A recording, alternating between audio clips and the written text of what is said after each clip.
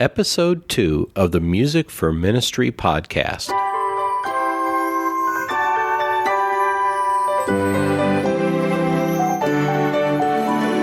Welcome to the Music for Ministry podcast, providing an in-depth look at the ministry of music through the lives of music leaders today. Hello, and welcome to the Music for Ministry podcast. I'm your host, David West, and this is the podcast for those who are passionate about ministering with music. I'm very excited about today's show. We're going to be interviewing with my friend, Larry Robbins. If you don't know who Larry is, he's the author of 2 books on conservative Christian music and is the associate pastor of Tri-City Baptist Church in Westminster, Colorado. We'll be looking at how music in the church has changed over the last 30 years. Before we get to the interview, let me quickly share with you a resource I found for conservative Christian music.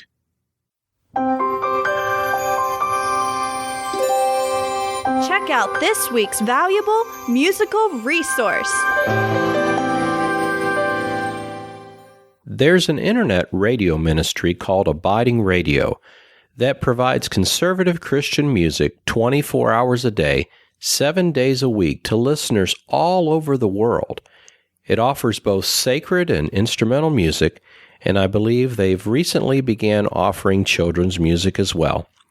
Be sure to give them a listen at iTunes or Pandora, and you can also find a link to their website at graceforall.com/music for ministry.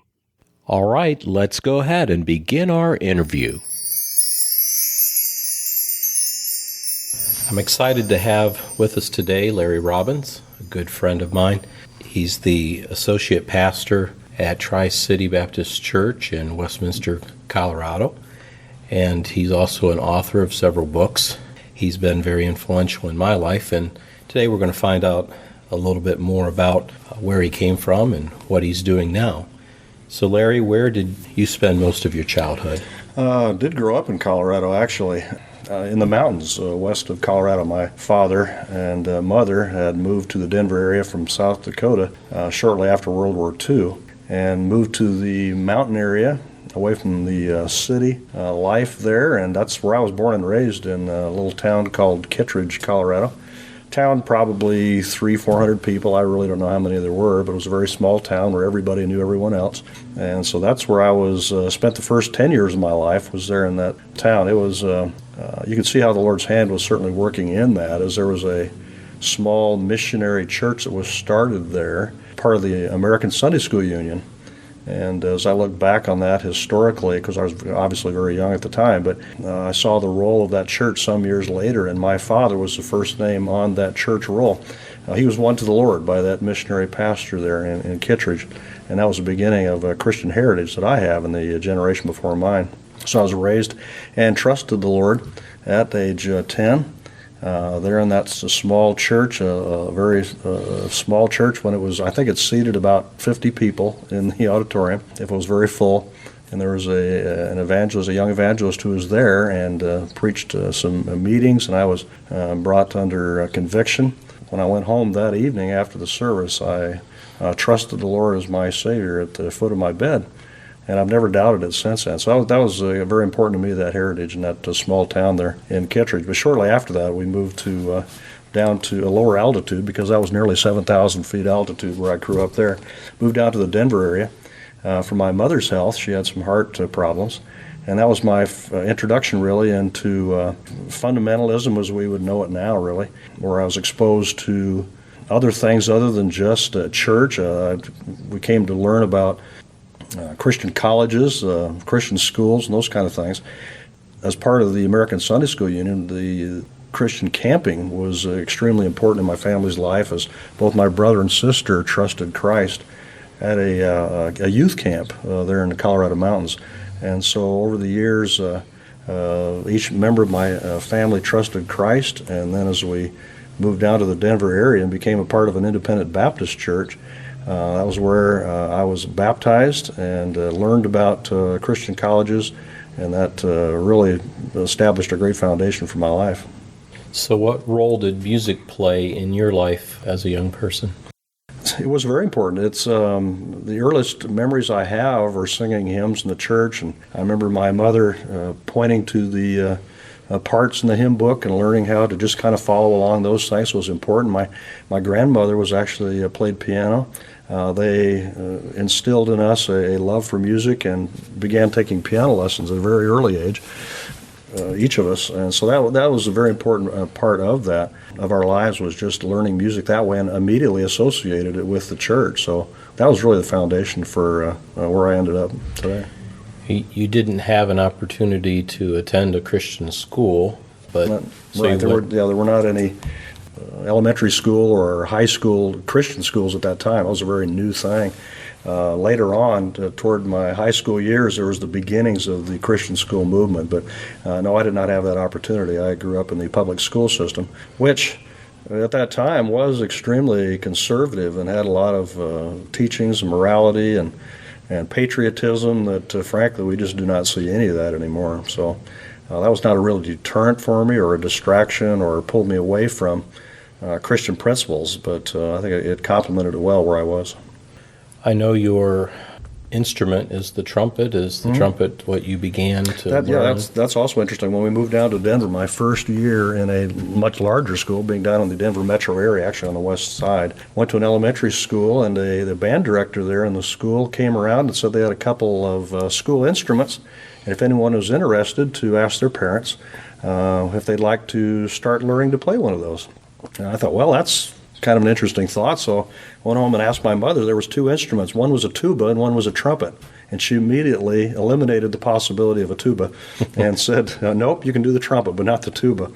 And so I went and told the band director, and he gave me a school instrument, and I found it much to my liking. I just I thought it was extremely easy and satisfying to have to work on or think about one line of music instead of 10 fingers on the piano, but I had a background in the piano and reading music, so it was very easy for me. So I progressed very rapidly, but that's where it began. It was in the 6th grade with a loaner instrument from the public school.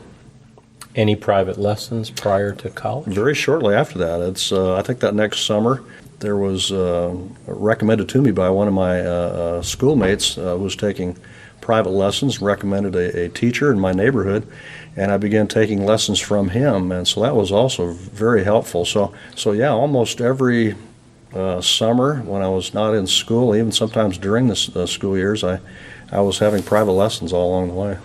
How about someone who influenced you at a young age that led to you going maybe to a Christian college? The biggest influence there was in our church. We had a youth pastor who came in. It was a great encouragement to me. As I was concluding my time there in high school, I was actually interested in engineering and kind of pursuing that, although I was involved in music all the time through high school. I ended up actually as a drum major for the large marching band there. So I enjoyed that very much. But as an occupation, I was looking toward tool design engineering at the time. So I was had enrolled in an engineering school there in the Denver area. And being exposed to that for a few months, I was doing very well with it. But I noticed immediately that was my first exposure to a really heavy teaching toward materialism, toward earning a living just to become rich. And that was not really appealing to me, having a good, solid Christian family and background. That was not my goal in life, was to become rich, so there was an immediate conflict there. So after a good part of a year in studying tool design engineering, the Lord began to use that in my life to really become convicted about what I was going to do with my life. So I surrendered my life at that time to do what He had put a love in my heart to do, rather than just a desire for money. So I thought, I think I'd like to use my talents for the Lord, and so that's where I made the decision to go to a Christian college and pursue in the area of music rather than engineering. What were some of the challenges that you faced as a music pastor? I think probably the greatest challenge, looking back on it now that I've really coming maybe toward the last portion of my ministry, is looking back to those early years, was coming to a place of even surrendering my service to the Lord as an occupation full-time as a music pastor and surrendering all that to the Lord, that it's not my efforts, it's not my ministry, it's not my choir, it's not my whatever it is, Christian school or band or whatever, but it's all the Lord, and it's not about me. So I think that's probably the biggest challenge I had in the early years, was getting past my own efforts and training to surrendering it all to Him and allow the Lord to develop and use whoever He placed in my care to help develop them toward ministry or toward loving the Lord, and just being an example of loving the Lord before them, as opposed to trying to do everything in my own strength. I know as you served as a music pastor, you also had some additional responsibilities in the Christian school. Some of those responsibilities. I did have a lot. It was very common in that day for music majors. In fact, it was a fairly new major when I got to college, a music pastor, basically, which was a kind of a double major, where you would have a music major, but you'd also have a Bible minor. Training, because churches were looking for combinations of music pastors along with being a youth pastor or some other responsibility in the church. Most churches couldn't afford two different individuals. So with that training, I came to Augusta, Georgia, and served not only as the church music director, but also to teach in the Christian school. As that expanded, and it did very quickly, a bulk of my time, is very common with individuals serving in a Christian school. Much of your time is spent in preparation and planning and teaching, certainly the 9-10 months out of the year in a Christian school. And as the need arose, I taught virtually every high school subject, moving into areas of responsibility as not only the music department, but teaching academics classes to administrative level. To at the end of 10 years there in the Christian school, I was actually the high school administrator as well. So a lot of responsibilities and a lot of burdens. So time was hard to come by. We were very, very busy. So how does serving in a church with a Christian school differ from the last few years there at Tri-City, where they do not have a Christian school? How does that differ?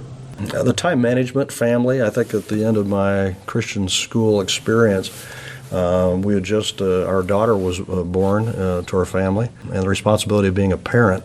We had then transitioned to Colorado from Georgia with just the church responsibility. So about 3/4 of my responsibilities I'd had before were removed, which gave me much more time for family. It was very refreshing to be able to focus on church-related ministry and people, as opposed to perhaps all the other necessities of the Christian school. So it was very freeing for me to be able to pursue a lot of things in music and ministering to the Lord. So that was just refreshing to be able to do that. You also authored a book called Music, Why We Do It This Way. Can you tell me a little bit what led to the background? The background for that was when I went to Colorado. It was a new church. It was a church planting ministry that I was the first music director there, so I thought it very important for me to establish a good foundation, music philosophy for the church that had been not only taught through the ministry of Christian college, but in my first 10 years of ministry, just developing a good personal standard, my own convictions of where I believe the Lord wanted me to, how He wanted me to serve, protect the flock, basically, in the church or school. And so I'd had personal convictions along those lines. And being in Colorado with a church planting ministry, we were burdened to have a church planters conference in the West. And the first time we had that, we had far more church planters from many states come that we had no idea had an interest, and it became a very large conference for a number of years. Well, I'd always teach on music philosophy and assisting church planting ministries on how to begin a church ministry, things to watch out for, how to protect themselves. And at that time I was challenged, have you ever written these things down? Well, I hadn't written them down as far as publishing them, so I was challenged to do that.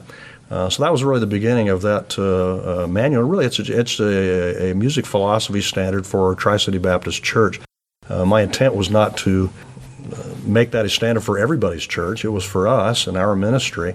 And yet I would share that with these church planters as an example of establishing their own philosophy And I was just amazed at how quickly that little booklet moved around the country, and how many times I had to print that because people found that, at least as an example, a tool of establishing a music philosophy for a church ministry.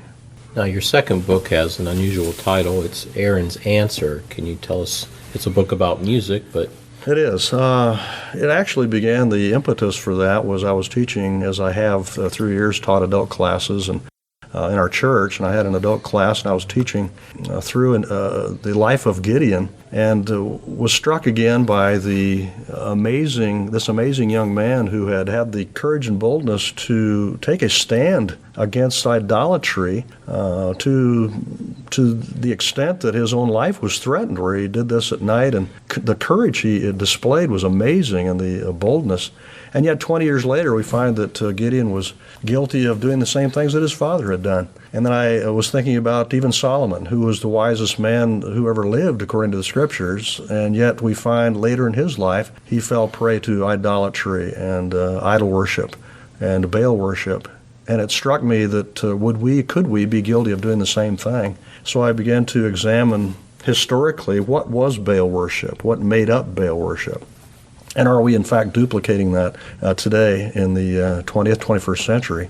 And I was come under deep conviction about materialism and sensuality was at the core of Baal worship, and how our own culture is saturated with the very same things. As I went to a class, before the class and teaching them, I asked the class before we began, how many of you are Baal worshipers?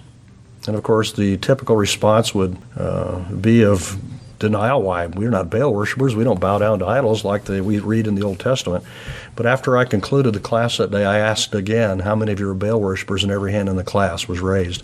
So that was really the impetus for me to write Aaron's Answer, looking at Exodus chapter 32, and based on that. Then I came to the idea of how to present that, and my son's name is Aaron. He was in Bible college at the time, approaching graduation, and I thought, how better could I do that but to address it to my son and teaching him about biblical philosophy of music, and especially applying Exodus 32 and using that name Aaron and comparing my son, name being Aaron, but also Moses' brother Aaron, and the answers that he frankly did not have there at the base of Mount Sinai. When he was confronted with the question, can we use the worship that we're familiar with, or the music we've grown up with in Egypt, and use that to worship Jehovah? And Aaron really did not have good answers for them. And so the title of the book was Aaron's Answer. So I used that to teach my son chapter by chapter and reflect on things that through his growing up and applying principles of what Baal worship really is, and as a warning to try and avoid those things in his life. And as he launches into church ministry himself, materialism and sensuality, and how it can destroy us and turn our back on the things that God would have us to be. So that's basically the essence of a small book, Aaron's Answer. How about changes in the music of the church since you entered into church music work? I think there's been along the same lines. I think there's been a great shift where bringing in the music from the world was really no issue a generation or two ago. No one would even think to do such a thing, as to bring in secular music into the church to couple that with scriptural text. And yet we're saturated with that now. So that's been the major shift from that. So I think it's just a reflection of our culture as we get more and see more materialism and sensuality on every hand, as has been the case generation after generation. Little by little, the world always finds a way to work its way into the church. I think it's reflected in the music. So the music has become more materialistic and more sensual and reflects the society in which we live. And I think that's true of every society, every culture around the world, in every time period. It's always been the same, that we need to guard ourselves about having a clear distinction between the music that we find in our worship and make that distinctly different from the music that is in our surrounding culture, wherever that might be. There's a great need for music pastors in our churches today. What advice would you give to maybe a young person that would be interested in pursuing that as a ministry? It's so difficult now. What a challenge is before young people now that I was at the very beginning stages of what we see today. But the challenges that are before our young people today are, I think, overwhelming. How to maintain a separated, holy life and to bring a church congregation, keep them in a position of separation is more and more difficult all the time. So they're facing a tremendous challenge right now. I wouldn't want to go back and do it again. Facing now what they would face is, I think, so much more difficult than it was when I was a younger person. We do have a young couple coming into Tri-City now. It was some 10 years ago that I mentioned to our senior pastor that when I reached age 60, I think it would be a good time to consider bringing in a younger man to lead the music of the church that would maintain a separated, solid position of what we've built, that would not want to change that, but yet would bring a freshness, a youth, vitality into our ministry. And here it is 10 years later, and God has worked through a variety of circumstances. That's exactly what has happened. And I'm thrilled to have a young man and his family come into our church now with a good church experience, a wonderful college experience, who can take our program to the next level and maintain a good standard that we've established of separation. He's coming now at the same age that I originally came to Tri-City, some 30 years ago. So that the challenges that are before him are immense. What can I recommend to other people, other young people? Ground themselves in the Word. Make sure they understand the true spiritual battles that we face, what Baal worship really is as far as materialism, sensuality, and seek to maintain a holy lifestyle before the Lord and incorporate that into whatever field they go into. And specifically in music, they have great challenges along those lines.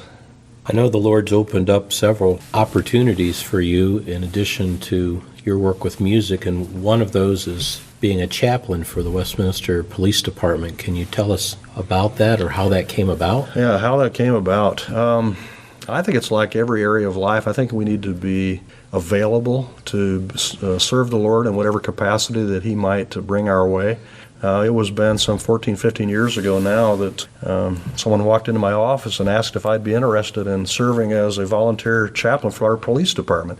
At that time in our country, it was not a popular thing or even a well-known thing to serve in such a capacity. It was pre-9/11, a couple years before that, back in 1998.